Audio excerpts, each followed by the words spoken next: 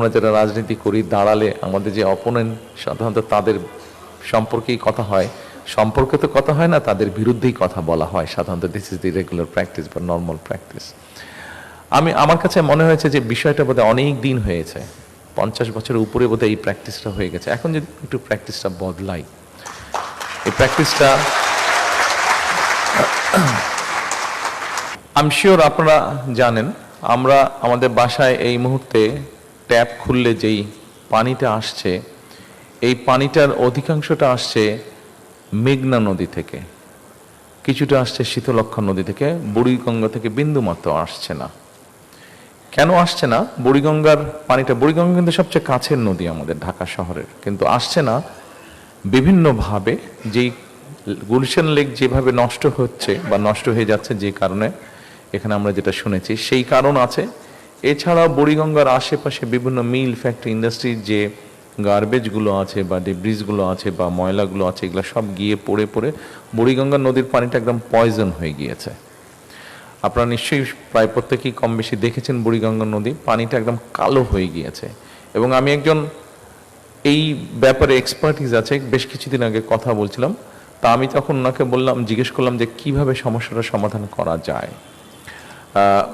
পাশ দিয়ে গেলে খুব ভালো স্মেলও হয় না বুড়িগঙ্গা নদীর পানি থেকে।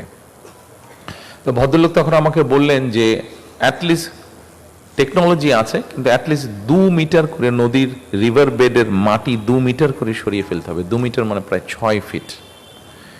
ইট is possible, very costly, but it is possible. এটি করা সম্ভব। অর্থাৎ আমি এখানে মূল যেটা কথা বলতেছি যে পানিটা পলিউট হয়ে গেছে, এক নম্বর এটা। দ্বিতীয়ত, শীতলক্ষ্যা নদী থেকে মোটামুটিভাবে ঢাকা শহরের অর্ধেকের মতন পানি আসছে। এই শীতলক্ষ্যা নদীর পানি অর্ধেকের মতন পানি নষ্ট, অর্ধেকের মতন আমরা ব্যবহার করতে পারছি। যেহেতু অর্ধেক ব্যবহার করতে পারছি, সেই জন্য এখন মেঘনা থেকে পানি টেনে নিয়ে আসা হচ্ছে। কিন্তু মেঘনার দুপাশে আপনারা যদি খেয়াল করে দেখেন, মেঘনা নদীর দুপাশেও বহুত মিল ইন্ডাস্ট্রি হচ্ছে এবং বাসা বাড়ির বিভিন্ন সুয়েজ লাইন যারা ওখানে বসবাস করছে গিয়ে নদীতে পড়ছে। অর্থাৎ আমরা ধরে নিতে পারি হয়তো বা 15 থেকে 20 বছর এর মধ্যে যদি আমরা এই প্রবলেমগুলোকে অ্যাড্রেস না করি, তাহলে 15 থেকে 20 বছর পরে ঢাকা শহরে মানুষ পানি খেতে বোধহয় পারবে না। ব্যবহার তো বাদই দিলাম, পানি খাওয়া মুশকিল হয়ে যাবে। ট্যাপের থেকে নিয়ে পানি খাওয়া, ফুটিয়ে বলেন যে পানি পাওয়া যাবে না হয়তো। ঢাকা শহরে প্রতিদিন অন অ্যান এভারেজ প্রায় 3 কোটি লিটারের মতন পানির প্রয়োজন হয়। তাহলে চিন্তা করেন, পাশের নদীটা নষ্ট হয়ে গিয়েছে, পরের নদীটা মোটামুটি নষ্ট হচ্ছে, তারপরের নদীটা এখনো ঠিকঠাক আছে কিন্তু নষ্ট হওয়ার উপক্রম হয়েছে। ট্রাফিক জ্যামের কথা বলেছেন, স্বাভাবিকভাবেই অনেক দিন পর দেশে এসেছি, কিন্তু দূর থেকে শুনেছিলাম অনেক কিছু, কিন্তু আসার পরে দেখলাম যে ভিন্ন কিছু। আপনারা এই দেশে ছিলেন, কি হয়েছে না হয়েছে আমি সেই তর্ক বিতর্ক গল্প যেতে চাই না। নর্মালি আমাদের দেশের রাজনীতিতে সাধারণত রাজনীতিবিদ, আমরা যারা রাজনীতি করি দাঁড়ালে আমাদের যে অপোনেন্ট সাধারণত তাদের সম্পর্কেই কথা হয়, সম্পর্কে তো কথা হয় না, তাদের বিরুদ্ধেই কথা বলা হয় সাধারণত। This is the regular practice বা নর্মাল প্র্যাকটিস। আমার কাছে মনে হয়েছে যে বিষয়টা বোধহয় অনেক দিন হয়েছে, 50 বছরের উপরে বোধহয় এই প্র্যাকটিসটা হয়ে গেছে। এখন যদি একটু প্র্যাকটিসটা বদলাই, এই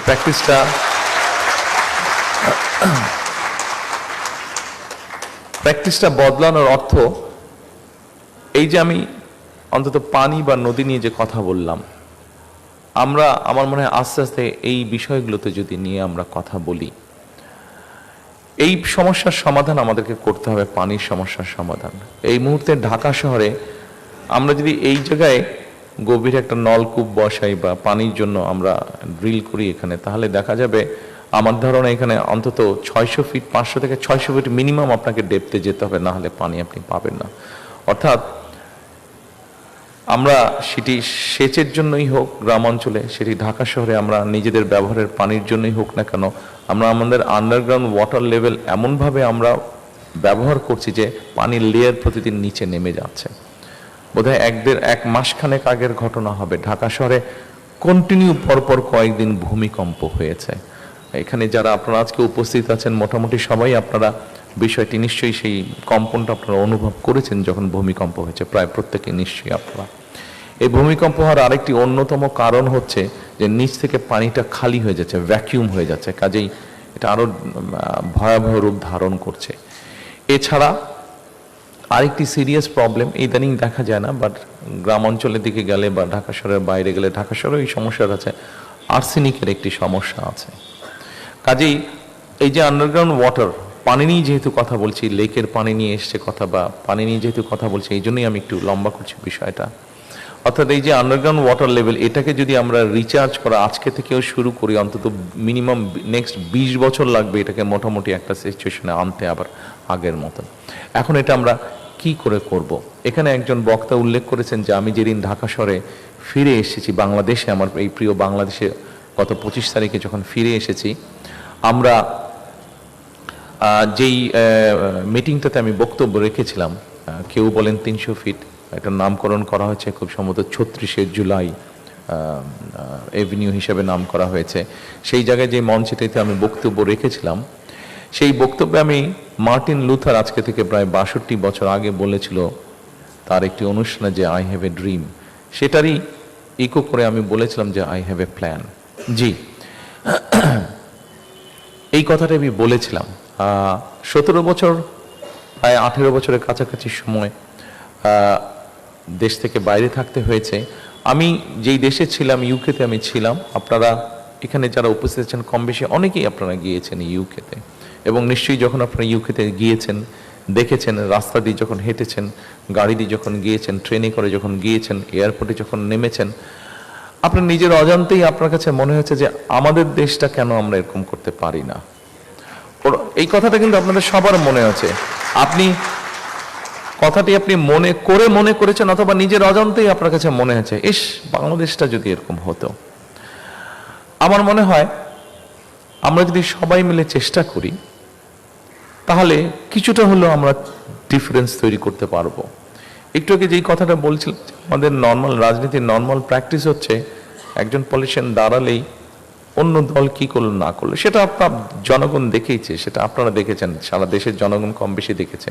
সেই জন্য আমি মনে করি একটু যদি চেঞ্জ হওয়া উচিত, একটু যদি চেঞ্জ করতে পারে। অর্থাৎ এই যে এতক্ষণ প্রায় কয়েক মিনিট আপনাদেরকে পানির বিষয় নিয়ে কথা বললাম, আমাদের পলিটিশিয়ানরা আমরা যদি পলিসিগুলো নিয়ে কথা বলি, ঠিক আছে, এই পানির যে সমস্যার কথা বললাম, নিশ্চয়ই আপনারা এখন এই সমস্যাগুলো নিশ্চয়ই আপনাদের মনে হতে পারে যে আচ্ছা, তাহলে তারেক রহমান আপনার কাছে কি সমস্যার সমাধান আছে? পানি নিয়ে যখন আপনি এত বড় বড় কথা বলছেন, তো সমাধানটা কি আছে? জি, সম্মানিত উপস্থিতিবৃন্দ, সমাধান একটা আছে। এত বৃহৎ যখন এই সমস্যাটা, এটার সমাধানটাও কিন্তু স্লোলি হবে, হুট করে রাত পোহালেই যে সমাধানটা হয়ে যাবে, নট দ্যাট। আমরা যেটা করতে পারি, যেটা খুব সিম্পল জিনিস, এখানে অনেক মুরব্বী বসে আছেন, পেছনে অনেক মুরব্বী আছেন, আমার বয়সী মাঝ বয়সী যারা আছেন, আমরা জানি, আমাদের ইয়াং যারা আছেন তারা হয়তো ডকুমেন্টারিতে দেখেছেন। আমার বাবা যখন বেঁচে ছিলেন, শহীদ রাষ্ট্রপতি জিয়াউর রহমান, ওনার একটি প্রজেক্ট ছিল যেটার জন্য উনি খুব ফেমাস, সেটা হচ্ছে খাল খনন কর্মসূচি। অ্যান্ড ঢাকা শহরে আমরা যারা বসবাস করি, ঢাকা শহরে যখন যারা আমরা বসবাস করি, তারা হয়তো ব্যাপারটার গুরুত্ব আমরা অতটা বুঝি না, কিন্তু যারা গ্রামে বসবাস করেন, জেলা উপজেলা শহরে বসবাস করেন, তাদের কাছে এই জিনিসটা অত্যন্ত গুরুত্বপূর্ণ। তবে আমার মনে হয় বিগত কয়েক বছরে, 10-15 বছরে, আমার ধারণা এখন ঢাকা শহরে আমরা যারা বসবাস করি, ঢাকা শহরে যারা অধিবাসী আমরা, তারাও বোধহয় খাল খননের প্রয়োজনীয়তাটা অনুভব করছি আমরা। কারণ ঢাকা শহরে আমরা বিভিন্ন খালগুলো ভরাট হয়ে যাবার ফলে কি সমস্যা হচ্ছে, এটা আমরা ঢাকা শহরে প্রায় 3 কোটি মানুষ বাস করছি, প্রত্যেকেই কোনো না কোনো ভাবে এটার পেইনটা আমরা বুঝতে পারছি।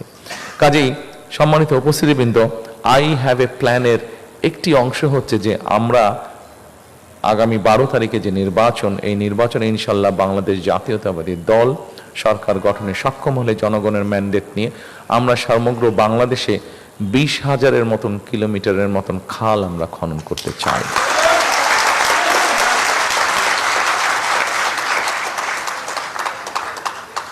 অবশ্যই এর মধ্যে এখানে আপনারা যারা আজকে উপস্থিত আছেন, আপনারা এই 17 ভোটার, আপনাদের সামনে আমি দাঁড়িয়েছি, এখানে বক্তারা কম বেশি সবাই বলে গিয়েছেন আমি একটি দলের থেকে এই অঞ্চলের প্রার্থী হয়েছি। আমি আপনাদের ভোটে নির্বাচিত হলে ডেফিনেটলি এখানে যেই খালগুলো আছে সেগুলোর ব্যাপারে আমরা ব্যবস্থা নিব ইনশাআল্লাহ। আর খুব স্বাভাবিকভাবেই যেহেতু এই অঞ্চলে আছি, এই অঞ্চলে যদি মশা বেশি হয়, মশা তাই একা আপনাকে কামড়াবে না, আমাকেও কামড়াবে। ডেঙ্গু হওয়ার পসিবিলিটি যদি আপনার থাকে, যেহেতু আমি আপনাদের সাথেই থাকবো, এই এলাকারই আমি অধিবাসী, এখন ডেঙ্গু আমার হওয়ারও পসিবিলিটি আছে। কাজে আমার যদি নিজেকেও রক্ষা করতে হয়, তাহলে আপনাকেও আমার রক্ষা করতে হবে। আপনাকে রক্ষা করতে পারলেই আমি রক্ষা হব। সম্মানিত উপস্থিতিবৃন্দ, আমার মনে হয় আরেকটি সমস্যা বোধহয় আছে। একটু আগে আমি বলেছি যে এখানে অনেকেই আপনারা আছেন যারা আপনারা ইউকেতে গিয়েছেন, লন্ডনে গিয়েছেন। আপনারা 25 তারিখে যখন আমরা নামলাম, স্বাভাবিকভাবেই প্রায় 17.5 বছর আগে যখন দেশ ছেড়ে চলে যেতে বাধ্য হয়েছিলাম, আমার কাছে 25 তারিখে নামার পরে মনে হলো আমি যতটুকু সবুজ দেখে গিয়েছিলাম, মনে হয় সবুজের পরিমাণ অনেক কমে গিয়েছে। ঢাকা শহরের সবুজের পরিমাণ আমার কাছে মনে হচ্ছে অনেক কমে গিয়েছে। যখন প্রথম দিন তো বুঝে উঠতে পারিনি, কারণ প্রথম দিন চারিদিকে এত মানুষ, আমি শুধু মানুষের ভিড় দেখেছি, আমি পরিষ্কার বাইরে কিছু দেখতে পারিনি। পরের দিন থেকে যখন বিভিন্ন জায়গায় যাওয়ার সুযোগ হয়েছে, তখন আমার কাছে মনে হয়েছে যে চারিদিকে গ্রে খুব বেশি, চারিদিকে একটা ড্রাই ভাব। এবং এর ভেতরে যেই সময় আমি আসতে পারছিলাম না, আসার সুযোগ হয়নি, প্রায় পত্রিকায় পড়তাম যে ঢাকা শহর পৃথিবীর সবচেয়ে পলিউটেড শহরগুলোর মধ্যে একটা শহর। পলিউটেড কয়েকটি 2-3টি শহরের মধ্যে ঢাকা শহর কম্পিটিশন করছে ফার্স্ট হবে কে পলিউশনের দিক দিয়ে। প্রায় বোধহয় কয়েকবার ঢাকা শহর ফার্স্ট হয়েছে পলিউশনের দিক দিয়ে। সম্মানিত উপস্থিতিবৃন্দ, আমার আই হ্যাভ এ প্ল্যানের মধ্যে একটি প্ল্যান আছে।